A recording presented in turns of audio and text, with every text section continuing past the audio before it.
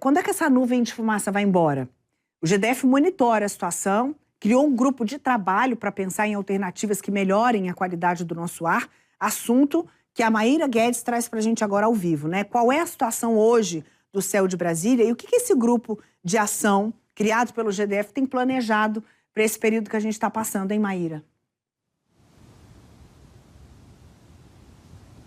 É uma situação inusitada, né, Neila? Inclusive o IBRAM, que é o Instituto Brasília Ambiental, que mede a qualidade do ar, disse que é a primeira vez que a capital passa por uma situação como essa, recebendo essa fumaça de outros estados, principalmente da região sudeste. É uma fumaça que está vindo de acordo com imagens de satélite, de acordo com informações que já foram levantadas, vindas principalmente de São Paulo, do Triângulo Mineiro e também ali da região sul de Goiás.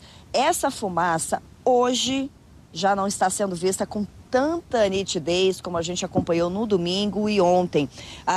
Aqui, por exemplo, onde nós estamos, na Asa Norte, a gente já consegue enxergar o horizonte de uma forma mais clara, sem aquela névoa parecendo que vai chover ou que está tendo um incêndio de grandes proporções aqui no Distrito Federal. Mas é importante até a gente ressaltar que, de acordo com o Corpo de Bombeiros, não há uma quantidade de incêndios além do que estava previsto para esse mês, uma média de 90 notificações por dia para o mês de agosto e 110 notificações para o mês de setembro. Então, a quantidade de incêndios florestais aqui no Distrito Federal está dentro do previsto pelo Corpo de Bombeiros. Essa força-tarefa, ela foi montada pelo GDF, envolve a Defesa Civil, o IBRAM e também o Corpo de Bombeiros. Eles estão analisando toda a situação, controlando esses incêndios e há também uma análise das condições climáticas, né? Porque a gente sabe que isso vem de incêndios de outras regiões, de acordo com o INMET,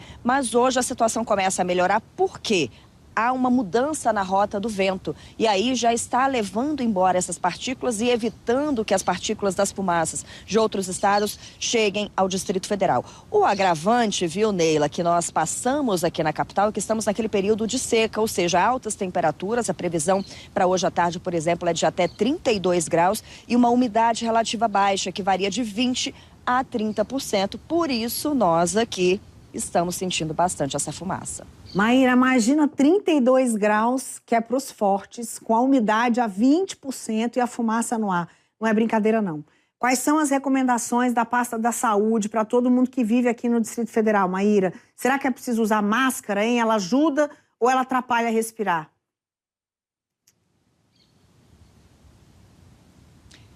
Bom, a gente viu até uma procura, né? E algumas pessoas andando nas ruas com máscaras, mas para conversar com a gente sobre esse assunto, pegar essas orientações, a gente vai conversar agora com o doutor Ricardo Martins, ele que é pneumologista. Doutor Ricardo, obrigada pela sua participação. Primeira pergunta que já vem do estúdio, né? Muita gente procurando máscara. Isso ameniza esses sintomas, essa fumaça toda que a gente enxerga? Muito bom dia. Bom dia a todos que nos assistem. Sim, o uso da máscara ameniza bastante os prejuízos que estamos tendo com o ar que estamos respirando. As máscaras ideais estão difíceis de serem encontradas no mercado, né? Então, cabe aí usar mesmo máscara cirúrgica ou máscara de pano. Exerce o mesmo papel, principalmente para as partículas que são eliminadas aí pela queima de vegetais. Agora, quando a gente vê essa fumaça, claro, né? A gente respira isso, vê que faz mal e realmente traz. Mas quais os malefícios dessa fumaça para a gente? A nossa preocupação inicial é com as áreas mais expostas do corpo, principalmente a parte respiratória, pulmão e as vias aéreas altas, né? Nariz, laringe, traqueia, brônquios. Mas a pele, os olhos também são muito comprometidas. Então, aquelas pessoas que têm doenças já pré-existentes, como doenças respiratórias do tipo asma, bronquite, enfisema, sofrem bastante com esse tipo de situação. A gente falou da máscara. Existem outras medidas preventivas para evitar um problema de saúde mais grave?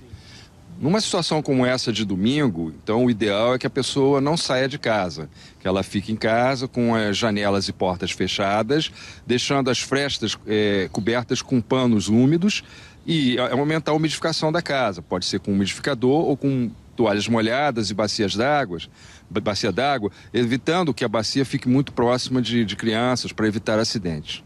E qualquer sintoma, o que deve ser feito? Mesmo que seja uma tosse seca, algo que, não, é só uma gripe, vai passar, é um processo alérgico. O ideal é procurar um médico? Evitar a automedicação. Tosse persistente, falta de ar, palpitação, demanda a necessidade da pessoa procurar uma assistência médica, porque pode, se deixar adiar esse atendimento, pode ser tarde demais. Perfeito. Doutor Ricardo, a Neila no estúdio tem uma pergunta para o senhor. Pois não, Neila? Maíra, a sensação que eu tenho é que não dá vontade de fazer nada. Tô me achando um pouco mais preguiçosa nesse tempo. Isso é normal? A gente tá mais cansado, com menos energia?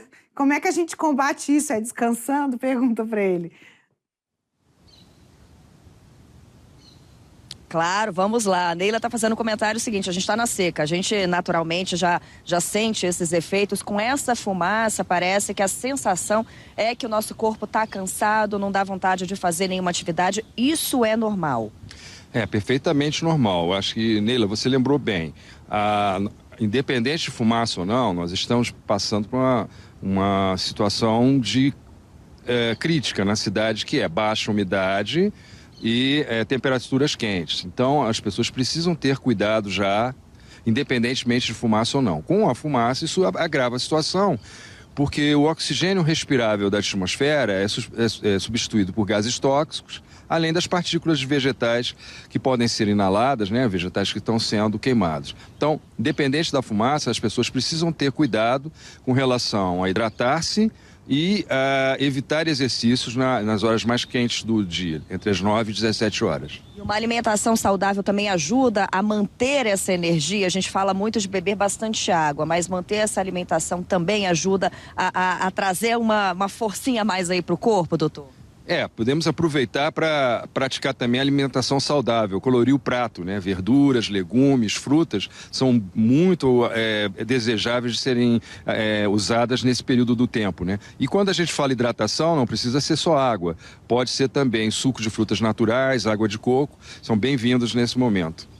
A gente falou aqui de muito preventivo, agora eu vou fazer uma pergunta de mãe, viu, Neila? Até porque minha filha já sentiu bastante, minha filha tem 8 anos, já sentiu essa fumaça, tá sentindo a seca e a gente muitas vezes tem um nebulizador em casa, coloca só um sorinho, isso também ajuda, doutor? A gente tem que ter cuidado com o nebulizador, porque algumas pessoas que têm alergia podem agravar o quadro.